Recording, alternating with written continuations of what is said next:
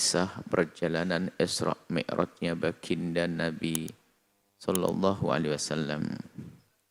Kita baca fi sanatil hadiyata asyarata, tahun yang ke-11 dari diutusnya baginda Nabi. Akramahullahu bil Isra'i wal Mi'raji, Allah telah memuliakan baginda dengan Isra dan Mi'raj. Setelah Nabi diuji dengan kepergian Sayyidah Khadijah Al-Kubra, istri penghibur, pendukung, penguat di dalam rumahnya, dan pamanda Abu Thalib, pendukung, penguat dari luar rumah. Kemudian ditambah lagi duka dan kesedihan dengan sambutan orang Taif yang tidak bersahabat, bahkan malah mukul, menyiksa baginda Nabi SAW. Dan begitulah yang Allah berlakukan kepada seorang baginda Nabi untuk jadi suri teladan bagi umatnya yang berjuang meneruskan jejak langkahnya. Baginda Nabi datang ke Taif bukan untuk cari makan, tapi ingin menyampaikan kebenaran. Akan tapi yang beliau dapat adalah justru balasan ketidakbaikan dari mereka. Hari ini yang mengaku penerus baginda Nabi SAW, mulai dari di saat datang sudah disambut, hingga pulang pun ternyata dilepas dengan suasana yang kegembiraan. Artinya dengan meriah, makan dan segala macam. Baginda waktu ke Taif mengajak dan berdakwah lapar. Makanya merenunglah wahai siapapun yang menekuni dunia perjuangan dan dunia dakwah, bahwa perjalanan baginda Nabi pahit, pedih, dan dakwah kita betul-betul mudah dan sangat mudah. Maka tinggal kita meningkatkan semangat dan ketulusan kita di dalam berjuang di jalan baginda Nabi SAW.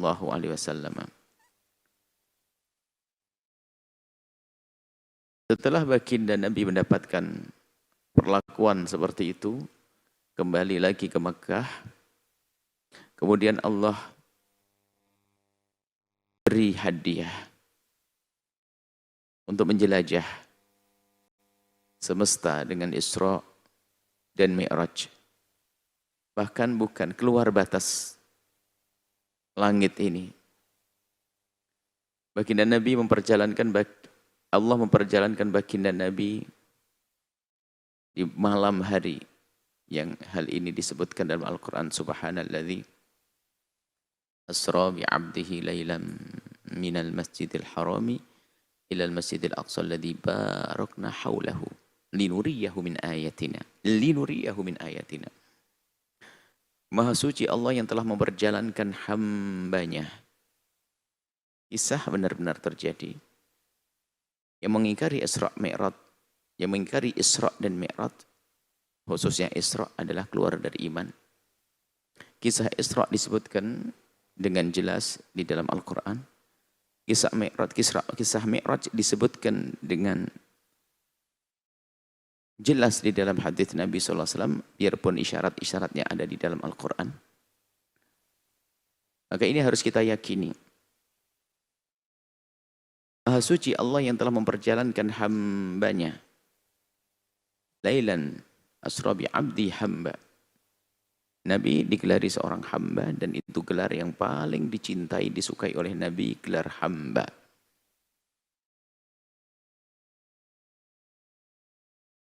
Kalau kita cermati, sungguh ini satu takbir yang indah, bahwa Nabi biarpun diangkat oleh Allah tinggi-tinggi ke atas Sidratul Muntaha, lalu diajak dialog langsung dengan Allah. Beliau adalah seorang hamba. Seorang hamba. Seorang hamba. Kemudian di sini disebutkan fal Isra'u, kita baca dulu. Wal Isra'u, adapun Isra'u wa tawajjuhun Nabi, menuju Nabi atau berjalannya Nabi lailan di satu malam minal Masjidil Haram ilal Masjidil Aqsa, dari Masjidil Haram ke Masjidil Aqsa. Abun Mi'raj, naik. Mi'raj wa su'uduhu, yaitu naiknya baginda Nabi ilal alamil ulwi, ke alam atas. Alam atas, atas bukan alam bumi. Alam ulwi atau disebut dengan langit. Langit, wallah alam di mana langit. Langit. Sebagian mengatakan langit itu sesuatu yang gaib, kita tidak pernah melihatnya. Adapun biru yang ada adalah itu kejauhan. Biru di atas itu adalah kejauhan. Di kejauhan itulah nanti ada rembulan yang kita lihat setiap. Ada bintang, pemintang, ada matahari dan seterusnya.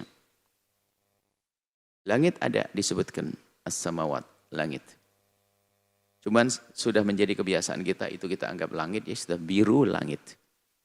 Sehingga di atas kepala kita, yang di atas, di bawah, di atap rumah kita disebut langit, langit. Atau yang jelas karena di atas kita sebut langit. Sehingga sesuatu yang melambung ke atas namanya melangit, gitu. Baik. Jadi ke tempat yang luar biasa, ketinggian, sangat tinggi. Tinggi secara tempat dan tinggi secara martabat. Alam ulwi tinggi secara tempat dan tinggi secara martabat. Sidratul Muntaha nanti ada. Wa fihi furidatis salawatul khamsu, di dalam perjalanan Isra Mi'raj inilah diwajibkan salat 5 waktu. Wa fi shabihati lailatul Isra'i, di paginya baginda Nabi allamahu Jibril mengajarinya as-salata wa awqataha, dan tentang waktu-waktu salat. Jadi malam itu hanya mendapatkan perintah melaksanakan salat, tapi belum ada acara salat yang waktu-waktunya. Adapun Nabi sendiri sudah melakukan salat. Salat ala millati jaddi Ibrahim alaihi salam. Jadi baginda Nabi Muhammad beribadah sesuai dengan ibadahnya Nabi Ibrahim, pagi dan petang salatnya. Setelah itu mendapatkan wahyu ini untuk melakukan salat 5 waktu. Dengan cerita yang panjang, yang semula salat itu adalah 50 waktu. 50 waktu, kemudian dikurangi lagi menjadi 5 waktu. Ada beberapa hal yang perlu lebih untuk kita cermati adalah kisah kemukjizatan. Jadi Nabi itu adalah innama ana basyarun, basyar mithlukum. Nabi seperti kita manusia. Ada pemimpin, Nabi pemimpin. Iya. Ada seorang yang cerdas, ada Nabi cerdas. Cuman yang perlu ditonjolkan bukan kecerdasan, bukan kepemimpinannya. Urusan itu Nabi mengatakan innama ana, disebutkan innama ana basyar, aku adalah manusia. Mithlukum, seperti kalian. Tapi yang paling penting yuha ilayya, diwahyukan kepadaku. Jadi justru akan kita tonjolkan seharusnya sisi kewahyuan ini dan sisi kemujizatan yang sering didapat oleh baginda. Di sana ada gerakan penulis-penulis sejarah yang mencoba menjauhkan Nabi dari kemujizatan yang sebetulnya perlahan halus ingin mengaburkan tentang kewahyuan. Jadi ada penulis-penulis buku yang menulis dengan judul bukan Nabi Rasulullah dan sebagainya, hanya menonjolkan sisi judul misalnya Abqariyatu Muhammadin, kecerdasan Nabi Muhammad, atau Muhammad Al-Qaid, Muhammad sang pemimpin dan sebagainya. Dan memang ada buku-buku menulis sejarah yang banyak juga sudah tersebar di negeri ini, adalah memang buku itu tidak menonjolkan sisi kemukjizatan. Bahkan segala mukjizat yang selama ini kita dengar disebut oleh baginda ditakwili dengan bermacam-macam takwil hingga hilang kemujizatannya. Sehingga bukan Muhammad Rasulullah yang ditonjolkan. Bukan Muhammad Nabiullah. Tapi sisi lain, dan memang betul sisi yang ditonjolkan benar ada pada Nabi. Tapi sisi Nabi membawa syariat inilah yang harus kita utamakan. Termasuk sisi kemukjizatan. Mukjizat Nabi banyak, dan itu riwayat sahihah, termasuk ini. Isra Mi'rajnya baginda. Dan di sana ada upaya-upaya untuk menjadikan bermacam-macam kisah seolah-olah atas dasar kajian ilmiah dan sebagainya. Buku sejarah ada beberapa buku yang sudah tersebar di negeri ini, yaitu sudah mulai menghilangkan kisah-kisah kemukjizatan. Sebetulnya karena mereka terbius dengan cara penulisan. Penulis orientalis, ada buku-buku ditulis oleh mereka, orientalis menulis sejarah baginda Nabi, tentunya dengan versi mereka. Karena mereka menulis tidak atas dasar iman. Dan sejarah itu misalnya ada tambahan penafsiran juga ada kok. Penafsiran-penafsiran dari penulis sejarah sesuai dengan ia fahami. Kalau fahamnya kepada Nabi bukan faham keimanan, maka hasilnya adalah bukan penonjolan sifat kenabian Nabi dan kemukjizatan risalah Nabi, tidak. Dan banyak. Buku-buku ini tersebar. Maka hati-hati di saat memilih buku sejarah. Seolah-olah memang hebat. Akan tapi hanya menampakkan sisi yang juga dimiliki oleh orang lain. Yang Nabi sendiri sudah mengatakan innama ana basyarun. Basyar bisa saja menjadi semacam seorang pemimpin. Seorang cerdas dan seterusnya. Kemudian ada upaya untuk termasuk dalam Isra Mi'raj ini. Mukjizat Nabi banyak. Air yang keluar dari jemari beliau. Mukjizat. Jangan dianggap sesuatu yang khayal dan sebagainya. Dan ciri nanti kalau ingin baca buku sejarah Nabi SAW bisa dilihat tentang kemukjizatan. Kalau sudah di dalam bukunya hampir dihapus kemukjizatan, itu mesti dari pemikiran-pemikiran yang ini menjauhkan keyakinan daripada iman kepada Nabi sebagai seorang utusan dan sebagai seorang Rasulullah Subhanahu wa taala. Jadi di situ langsung. Jadi kalau kita membaca sejarah, lihat tentang kisah-kisah kemukjizatan, bagaimana penafsiran mereka tentang mukjizat. Jadi mukjizat, Isra Mi'raj mukjizat. Nabi diperjalankan dalam bentuk ya sudah.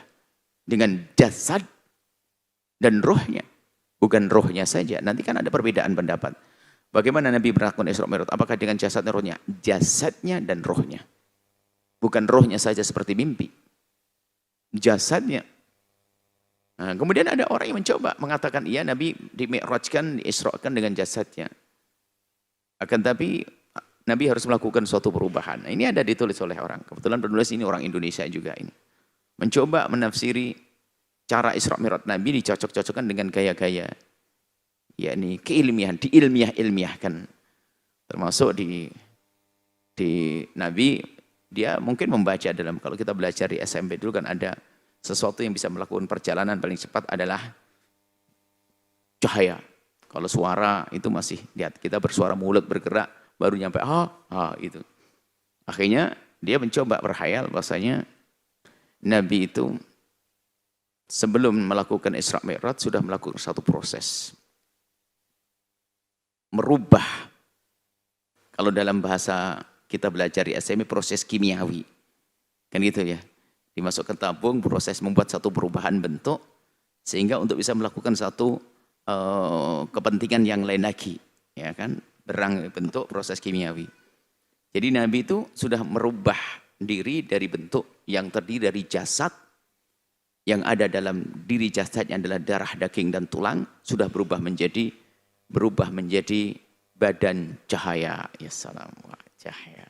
Hayal, no? Badan cahaya. Kemudian dia berkhayal bahasanya proses kimiawinya adalah harus melakukan suatu proses. Jadi harus masuk tabung cahaya. Gambarnya adalah, lihat, minal masjidil haram. Ini masjidil haram seperti tabung itu, Nabi melakukan proses kimiawi. Sehingga Nabi menjadi badan cahaya untuk melakukan perjalanan singkat. Kemudian masuk tabung kedua lagi untuk disiapkan lebih dahsyat lagi karena ingin melakukan perjalanan yang akan menembus batas langit. Wah, ini prosesnya. Jadi yang berjalan adalah Nabi dengan badan cahayanya. Ini kan menjauhkan dari mukjizat. Ini anak muda, anak kampus, anak sekolah ini, wah benar cahaya, badan cahaya. Nah, dan juga kemudian di situ ada mencoba menafsiri tentang subhanalladzi asra bi'abdihi lailan. Pertanyaan, kenapa harus lailan? Nah, lailan ini adalah untuk menghindari radiasi. Nah, jadi itu kalau hanya radiasi. Kalau malam kan tidak ada matahari. Padahal yang ditempuh Nabi bukan urusan dunia, dia menembus batas bumi ini. Memang begitulah, mencoba mengilmiahkan. Akhirnya menjadi hilang kemujizatan baginda Nabi SAW. Ada buku-buku seperti itu. Ditulis dan memang digemari. Sampai itu dicetak sampai ribuan anak-anak muda membacanya. Kelihatan menarik sesuai dengan pelajaran yang diajari waktu belajar di sekolahnya untuk di SMP dulu. Ini ada proses kimiawi dan seterusnya. Nabi diperjalankan Allah dalam Isra Mi'raj dengan badan terdiri dari jasad dan di dalamnya ada rohnya. Jadi itulah mukjizat. Kejadian luar biasa terjadi pada diri Nabi. Dan memang penafsiran yang dilakukan sebagian orang itu bertentangan dengan kaidah keimanan. Iman tidak harus Anda. Imannya iman. Kita meyakini kemujizatan Nabi SAW. Baik.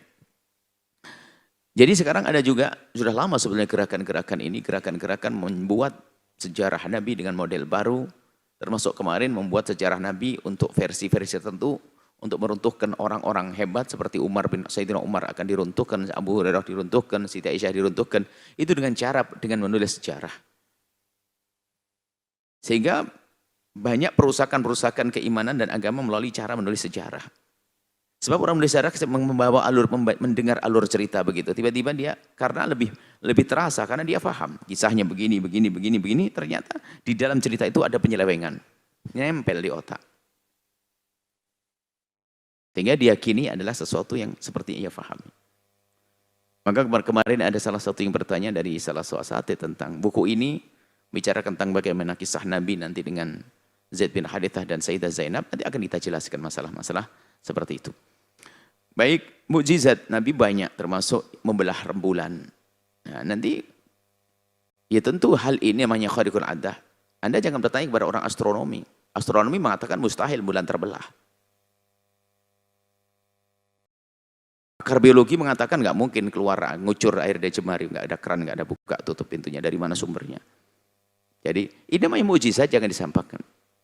Jadi mulai pengingkaran tidak boleh. 6 bulan. Allah menjadikan Nabi Muhammad membelah bulan. Itu namanya mukjizat. Tidak tahu caranya bagaimana. Yang jelas itu terjadi.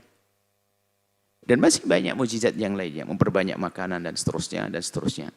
Jadi dalam buku sejarah itu jangan lupa bahwasanya di sana ada kisah-kisah yang khariqah. Lil'adati, keluar dari kebiasaan atau yang sering disebut mukjizat. Termasuk adalah kisah Isra Mi'raj Nabi Muhammad SAW. Nabi melakukan perjalanan dari Masjidil Haram. Kemudian di dalam perjalanan sebelumnya Nabi diampirkan oleh malaikat Jibril untuk disucikan hati beliau yang sudah bersih. Dihilangkan haddus syaitan. Bukan kotorannya, ada had. Had itu adalah semua orang itu ada haddus syaitan. Had itu adalah jatah syaitan untuk duduk di situ. Nah, akhirnya tempat duduknya dipinggirin gitu loh maksudnya, seolah-olah begitu. Hadduk. Jadi kamu dapat jatah untuk duduk di sini. Cuman sekarang hadduk jatah dipikirkan. Maka Nabi juga demikian. Sebagai seorang manusia, ada haddus syaitan. Jadi jatah syaitan untuk menempati. Jadi syaitan itu diberi kesempatan untuk menguasai hati kita. Mengganggu hati kita, merusak hati kita dengan bermacam-macam cara. Sehingga disebut ada ulama mengatakan ummah ahli tasawuf ada madakhil syaitan.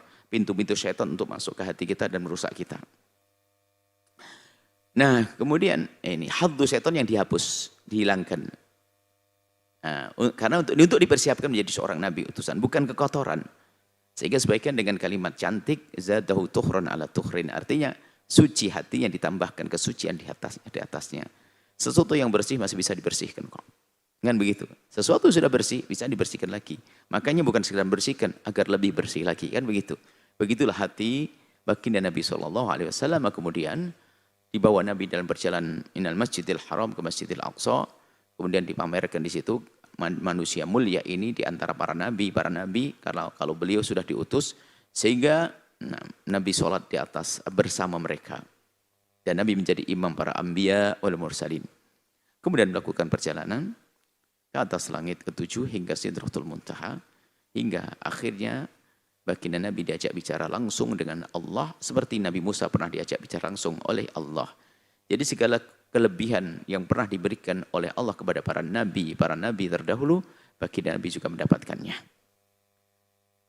Allah mengajak bicara langsung dengan baginda Nabi. Hingga diberi wahyu sholat 5 waktu. Kemudian baginda Nabi turun, ketemu Nabi Musa. Sebelumnya ketemu Nabi-Nabi. Tentunya tidak kita hadirkan kisah panjang. Ada Nabi Adam, Nabi ini, Nabi Idris, Nabi Ibrahim, dan Nabi Musa. Setelah ketemu Nabi Musa lagi, ya, ditanya, kamu dapat apa? Dapat pesan wahyu, sholat 50 waktu. Nabi Musa mengatakan bahwasanya berat 50 waktu. Umatmu nggak akan kuat. Kau minta lagi. Pengurangan dari Allah. Kemudian Nabi kembali ke tempat yang telah disiapkan oleh Allah untuk baginda Nabi di atas Sidratul Muntaha. Lalu baginda Nabi meminta lagi pada Allah untuk dikurangi dan mondar-mandir kepada Nabi Musa Sidratul Muntaha, Nabi Musa Sidratul Muntaha, sampai tinggal tersisa 5 sholat. Itu pun suruh balik lagi kata Nabi Musa. Baginda Nabi malu sudah, tinggal 5. Itu sisanya hari ini. Biarpun 5 waktu ternyata kualitasnya seperti 50 waktu. Nah di sini ada pesan yang kami janjikan, harus ada kami sisipkan, kami masukkan sisi akidah. Akidah ahlussunnati wal jamaah asy'ariyati, jangan salah berakidah. Banyak orang terperosok akidah karena kisah Isra Mi'raj. Ada 2, di saat memahami kisah Mi'raj adalah salah, karena menganggap Isra Mi'raj bukan sebuah mukjizat, ini salah juga. Ada lagi memahami kisah Isra Mi'raj sebagai mukjizat, kepleset di saat berbicara tentang waktu Allah berbicara dengan Nabi Muhammad SAW. Seolah-olah kebayangkan Nabi di atas sana ngobrol dengan Allah, lalu Allah ada di atas langit sana. Ada di Sidratul Muntaha. Ini keyakinan yang harus dipangkas. Allah yang menciptakan Sidratul Muntaha. Dan di atas Sidratul Muntaha. Itu tempat adalah tempatnya Rasulullah. Ini harus difahami. Allah ada tanpa tempat. Allah lah yang menciptakan tempat. Sebelum adanya tempat, Allah ada tanpa tempat. Allah tidak memerlukan tempat. Kalau Allah memerlukan tempat, berarti Allah bukan lagi zat yang qiyamuhu bi nafsi, masih butuh kepada yang lainnya. Tidak. Allah maha ada, yang mengadakan segala yang ada. Dan adanya tidak diadakan. Tapi Allah yang mengadakan semua yang telah ada. Allah maha ada. Dan keberadaan Allah tidak memerlukan kepada sesuatu yang setelah itu diadakan oleh Allah. Nah, baginda Nabi berbicara dengan Allah di atas Sidratul Muntaha. Maka ini ada kesalahan akidah mengatakan Allah ada di atas sana. Memang kisahnya kayak begitu, apalagi sering nonton misalnya kisah-kisah tentang adanya sesuatu di atas langit sana, sehingga ada yang dituhankan naik turun dan sebagainya. Ini bahaya sekali. Jadi harus dipahami begini, bahwa Allah ada tanpa memerlukan tempat. Kita bawa dulu ke bumi di saat Allah mengajak bicara kepada Nabi Musa alaihissalam. Di Bukit Tur Sina. Di saat Nabi Musa berada di Bukit Tur Sina, disitulah wa kallamallahu Musa taklima. Di Bukit Tur Sina Allah mengajak bicara Nabi Musa. Dan terjadilah dialog. Allah memberikan pesan-pesan kepada Sayyidina Musa langsung. Nah di situ Bukit Tur Sina itu tempatnya Nabi Musa untuk mijakkan kaki di saat berdialog dengan Allah. Lalu Allah di mana? Allah tidak perlu mana-mana. Allah tidak memerlukan tempat karena Allah yang menciptakan tempat. Allah ada tanpa memerlukan tempat. Jadi itu adalah tempat siapa Bukit Tur Sina? Tempatnya Nabi Musa dan bukan tempatnya Allah. Allah di mana? Allah tidak memerlukan tempat. Jadi jangan sampai menganggap bahwasanya karena ngobrolnya di Bukit Tur Sina Allah nongkrong begitu. Naudzubillah. Karena dialog seperti itu. Gambarannya kan itu kan biasanya orang yang pernah menuhankan raja sebagai Tuhan sehingga dianggap Allah seperti raja yang nongkrong di atas singgasananya, duduk di hadapannya lalu ngobrol begitu. Nah kembali kepada baginda Nabi SAW bahwa di atas Sidratul Muntaha itu tempatnya baginda Nabi SAW, bukan tempatnya Allah. Allah tidak memerlukan tempat. Biasanya dia bertanya, kalau memang Allah tidak ada di tempat itu, lalu kenapa Nabi Muhammad setelah ketemu Nabi Musa balik lagi ke tempat itu? Naik turun.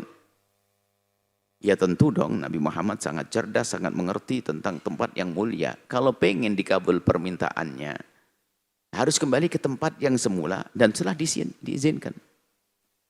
Jadi karena itu tempat mulia, tempat istimewa, dan masih diizinkan, ya Nabi Musa balik lagi ke tempat itu. Makanya tempat di bumi ini tiba-tiba ada namanya masjid bukan karena Allah ada di mihrab sana. Atau di saat Anda bisa naik haji dan umrah lalu tawaf di sana, bukan karena Allah ada di dalam Ka'bah. Tidak. Karena itu tempat mulia, dipilih oleh Allah. Begitu juga waktu baginda Nabi naik ke atas Sidratul Muntaha, lalu turun ke Nabi Musa, itu bukan karena tempat itu ada Allahnya. Tapi karena tempat mulia dan Nabi Muhammad ingin minta sesuatu di tempat yang masih diizinkan oleh Allah. Tempat yang telah Allah siapkan untuk Nabi Muhammad. Sehingga baginda Nabi meminta di situ untuk dikurangi sholat, lalu sampai menjadi waktu turun kepada Nabi Musa, hingga turun sampai ke bumi, kemudian sampai ke Makkah. Dan di pagi hari itu heboh, karena Nabi dianggap berdusta. Nabi dianggap berdusta, bercerita tentang sesuatu yang enggak masuk akal. Padahal ceritanya Nabi hanya kisah perjalanan, enggak cerita ke atas dulu. Nabi hanya diperjalankan oleh Allah dari Masjidil Haram, Masjidil Aqsa. Kapan? Semalam. Oh, heboh. Nabi Muhammad dianggap gila, khayal. Karena bagi mereka perjalanan dari Masjidil Haram ke Masjidil Aqsa itu naik onta dengan jalan cepat 35 hari sampai 40 hari. Bukan waktu singkat. Bagaimana ditempuh dalam waktu semalam. Akan tapi penemuan baru hari ini juga sudah menjawab. Pesawat pun hanya sekitar berapa menit saja. Palestina ke Mekah. Pesawat bisa saja pesawat lebih kecil, lebih laju lagi dan seterusnya. Ini bicara tentang apa yang dibuat oleh manusia yang diciptakan oleh Allah. Bagaimana dengan Allah yang menciptakan manusia? Dan yang memperjalankan adalah Allah. Nabi tidak berjalan sendiri, tapi Nabi diperjalankan. Asra, subhanalladzi asra, maha suci zat yang memperjalankan. Bukan Nabi berjalan sendiri. Dan di saat orang-orang Mekah mengingkari Nabi, mereka ingin menguji, sudahlah. Ini kan mereka ngerti kalau Nabi Muhammad belum pernah datang ke Masjidil Aqsa. Secara khusus begitu ziarah. Akan ditanya, kita tes saja, kalau Muhammad tahu berarti dia benar. Dan baginda Nabi waktu melakukan Isra Mi'raj enggak peduli, enggak perhatian tentang berapa ininya, tiangnya ada berapa, menaranya bagaimana, enggak. Ziarah, ada sesuatu yang lebih penting. Bertemu dengan para kakek-kakeknya, para nabi, Nabi Ismail, para Anbiya al-Mursalin jadi imam. Nabi ditanya, bagaimana sifati untuk kami, hei Muhammad, kalau kau benar tentang Masjidil Aqsa. Tentang Masjidil Aqsa. Kemudian baginda Nabi SAW Allah beri, dan Allah tampakkan di saat Nabi berada di Hijr Ismail waktu itu, ditampakkan Masjidil Aqsa seperti yang diceritakan baginda Nabi. Allah tampakkan di mataku Masjidil Aqsa, sehingga di saat aku menyifati seperti aku melihatnya langsung. Sehingga ini mukjizat lain lagi. Sehingga orang-orang ya percaya kalau Nabi Muhammad ini omongannya benar, tapi orang-orang seperti Abu Jahal ya tetap tertawa, mengejek, menganggap ini adalah bahan untuk meruntuhkan Nabi Muhammad, sebab tidak ada orang percaya kalau ini terjadi pada Nabi Muhammad SAW. Perjalanan singkat dari Masjidil Haram, Masjidil Aqsa, apalagi ke atas langit ketujuh, khayal menurut mereka. Nah, yang termasuk yang mencoba menghilangkan kemujizatan Nabi ini, sebetulnya bahasa halusnya adalah menghayalkan kisah-kisah seperti itu. Mengatakan khayal. Dan memang ada di antara mereka yang mengatakan khayal. Anda bisa membaca kritik dari Dr. Muhammad Said Ramadan Al-Buti dalam fikih sirahnya tentang tokoh-tokoh yang mencoba menafikan kemujizatan Nabi. Di situ disebutkan banyak tokoh-tokoh. Baik, inilah tentang kisah Isra Mi'rajnya Nabi Muhammad SAW. Jadi tempat itu adalah tempat atau Sidratul Muntaha, tempat mulianya Nabi, bukan tempatnya Allah. Allah ada tanpa memerlukan tempat. Ini keimanan kita Ahlussunnati wal Jamaah. Maka jangan bersama golongan yang mengatakan Allah di atas langit, Allah duduk di atas arsy dan sebagainya. Itu adalah akidah yang tidak benar. Maka kita harus yakin dengan keyakinan kita. Semoga Allah menjaga iman kita, menjaga akidah kita, menetapkan dalam akidah yang Allah ridhai. Allah mudahkan segala urusan kita. Wallahu a'lam bissawab.